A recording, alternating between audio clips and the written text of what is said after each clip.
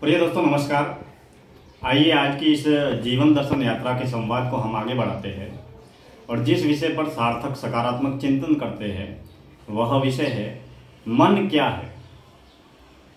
वो मन जिसमें असंख्य विचारों का, विकारों का जन्म होता है और वही मन हमारी वाणी को जन्म देता है, हमारे कर्म को जन्म देता है, कर्म फल को जन्म देता है और जीवन को गति देता है। जीवन का मुख्य आधार जो है वह कर्म है और प्रति व्यक्ति के पास में देह है, मन है, प्राण है, जीवन है।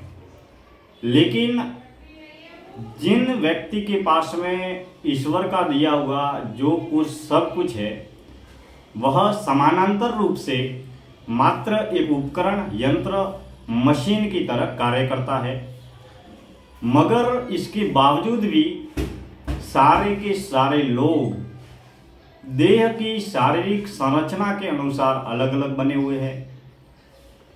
मन के विचार भिन्न भिन्न है, सभी के कार्य करने की योजना, परियोजना भी भिन्न है। हर व्यक्ति अलग अलग तरीके से सोचता है, अलग अलग तरीके से कार्य करता है, जबकि ईश्वर ने भीतर के तल पर सभी को सब कुछ समान रूप से दिया है।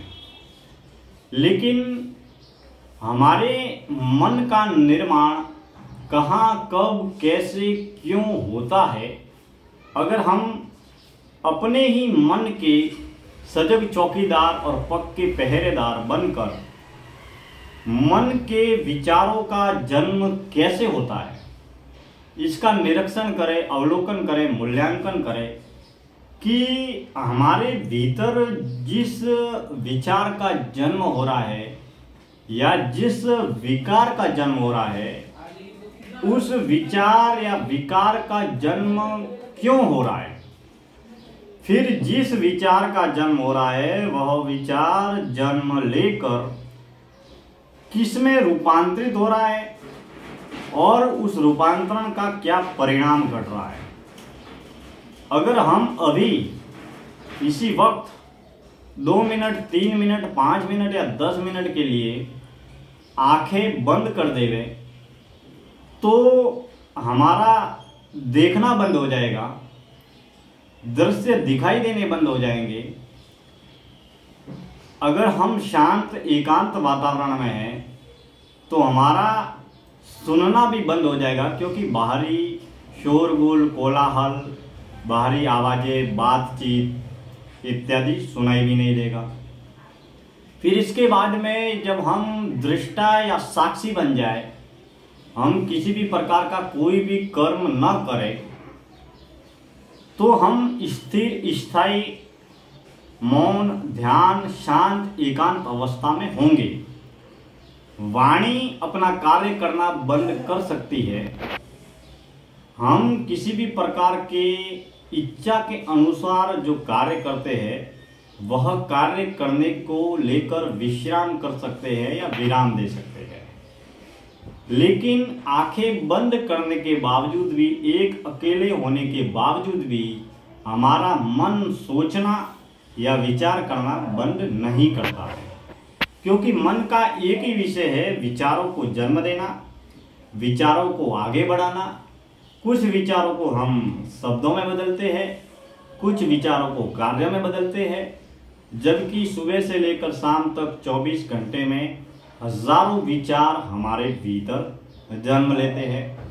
अब विचार कैसे बदलते हैं और विचार का जन्म कैसे होता है इसका मुख्य अवलोकन या निरीक्षण करें या विचारों के पहरेदार बनकर हम अपने ही विचारों को मौन, शांत, एकांत अवस्था में अगर हम देखते रहे तो पाएंगे कि मन के विचारों का जन्म आंखों के देखने के माध्यम से और कानों के सुनने के माध्यम से और तमाम तरीके की पंच ज्ञान इंद्रियां है उनके माध्यम से जिन विचारों का हम संग्रह करते हैं वही विचारों को हम वाणी के माध्यम से, शब्दों के माध्यम से बाहरी बाजारू जगत में दोहराते हैं। कहने का तात्पर्य यह है कि हमारे पास में जिसे हम अपना ज्ञान मानते हैं, जिसे हम अपनी जानकारी मानते हैं, सूचना मानते हैं, वह हमारा ज्ञान या हमारे विचार नहीं है। हम बाहर बाजारू जगत से दोहराए हुए विचारों को फिर अपनी वाणी विचार शब्द के माध्यम से दोहरा रहे हैं। मात्र एक रिसीवर का काम या एक टेप रिकॉर्डर का काम कर रहे हैं। हमारे पास में हमारे विचार नहीं है, हमारी देह नहीं है, और हमारे प्राण जो इस जीवन को चलाते हैं, प्राण की ऊर्जा संपूर्ण देह में विद्यमान है। लेकिन हमारी नाक की आने जाने वाली श्वास प्रश्वास के माध्यम से हम प्राण को अनुभव कर सकते हैं, महसूस कर सकते हैं। तो इस विषय वस्तु को समझने के बाद में हम जब अपने विचारों का निरीक्षण करें, विचार दृश्य कर्म घटना को लेकर बदलते रहते हैं।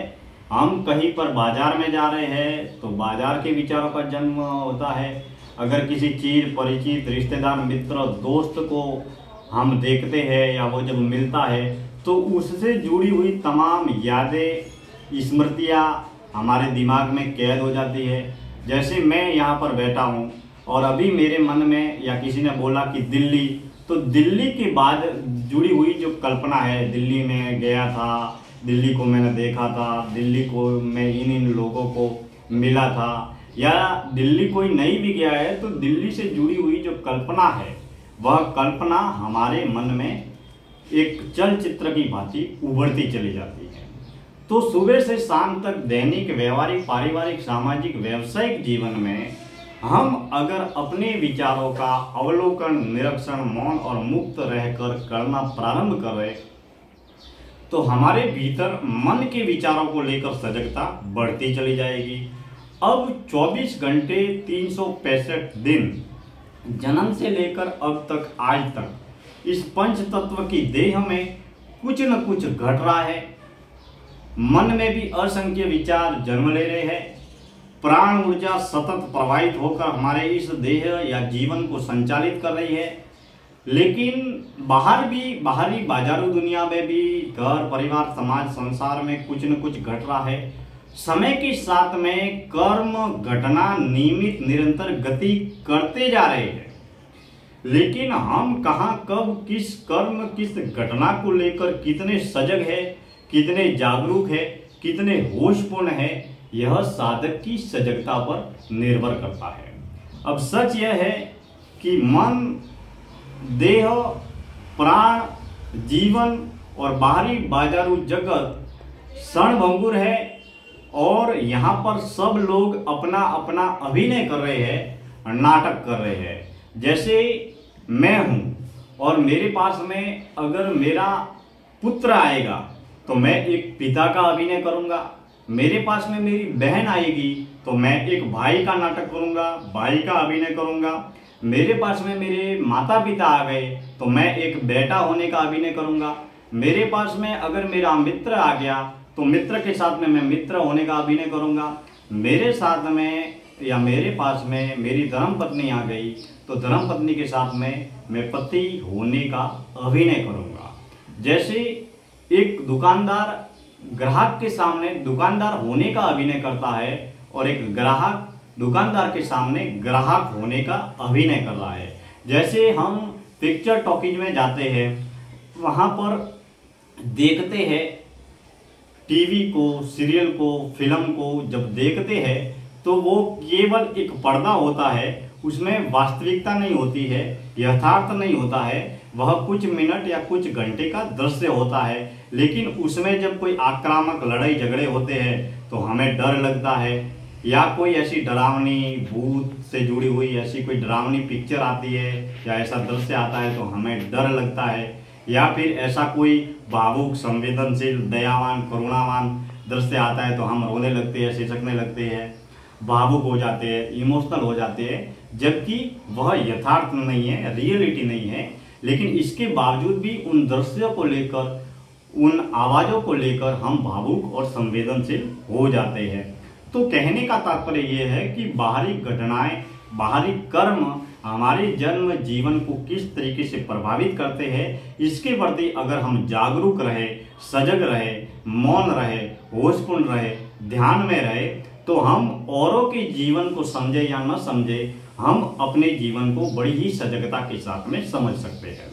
दोस्तों, आज की इस दौड़ भाग भरी जीवन में, भागती भटकती औजारू बाजारू दुनिया में हम सभी को समय देते हैं।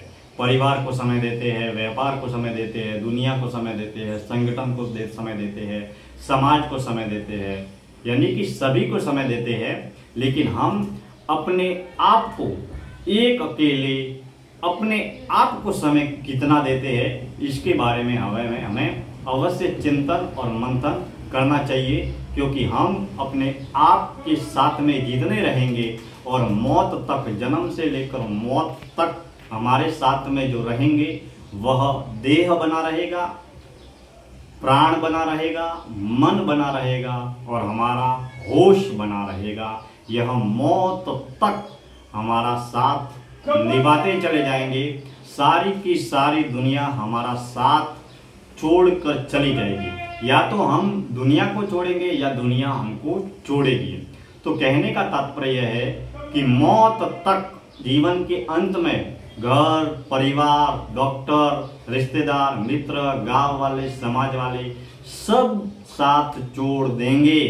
जब आंखों से दिखाई देना, कानों से सुनाई देना, चलना फिरना, घूमना बोलना, खाना पीना, ये सब जब बंद हो जाएगा और तब जब मौत नहीं घटी होगी, तब मौत तक हमारी देह हमारे साथ रहेगी, पास रहेगी।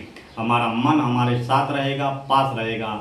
और मौत तक हमारी बहने वाली श्वास प्रश्वास के जरिए प्राण ऊर्जा हमारे साथ रहेगी, हमारे पास रहेगी। और हमारा हर क्षण, हर कर्म, रहने और जीने के प्रति जो होश है, वो हमारे साथ में रहेगा, हमारे पास में रहेगा। इसलिए मित्रों, हमें हमारे जीवन में सभी को समय देना चाहिए, सभी के कर्म, कर्तव्य, किरदार को अदा करना चाहिए। लेकिन सबसे महत्वपूर्ण और असली किरदार है, वो है अपने आप को समय देना, अपने आप को खुद को समझना। और हम एक अकेले, एकांत में, मौन में, ध्यान में, होश के जरिए हम अपने आप को जितना समझ पाते हैं, अपने आप को जितना जान पाते हैं, पहचान पाते हैं, खोज पाते हैं, उतना हम अन्य लोगों के जरिए भी अपने आप को नहीं जान पाते। क्योंकि हम हमारे बारे में जितना जानते हैं, पहचानते हैं, भलाई के बारे में, अच्छाई के बारे में, बुराई के बारे में, कमियों के बारे में, खामियों के बारे में, हम हमारे बारे में जितना जानते हैं, उतना दुनिया का कोई भी आदमी नहीं जानता है। इसलिए मित्रों, हमें दुनिया को जानने के लिए हम तमाम तरीके के प्रयास करते रहते हैं। हम किताबों के माध्यम से, हम बड़े बड़े वक्ताओं के ज्ञान और उपदेश को सुनने के माध्यम से हम देश और दुनिया भर की तमाम तरह की बातें अपने दिमाग में संग्रह करते रहते हैं। लेकिन जब हम रिक्त अवस्था में, मौन और मुक्त अवस्था में अपने आप को खुद को समझने लगते हैं, जानने लगते हैं, खुद जब खुद की खोज में निकलते हैं, तब खुद का महत्व और मूल्य भी मालूम पड़ता है। मित्रों, मैं दिनेश्वर माली आप सभी का तहे दिल से हार्दिक आभार व्यक्त करता हूँ। हम जीवन दर्शन यात्रा में ज्ञान, ध्यान, दर्शन, तत्व ज्ञान से जुड़ी हुई तमाम सार्थक कर्म और ज्ञान अनुभव से जुड़ी हुई बातों पर सार्थक सकारात्मक चिंतन करते रहेंगे। आप सभी हमारे YouTube चैनल से जुड़े हैं। दिनेश्वर माली ऑफिशियल की इस जीवन दर्शन यात्रा में आप सभी का तहे दिल से स्वागत है। बहुत बहुत धन्यवाद।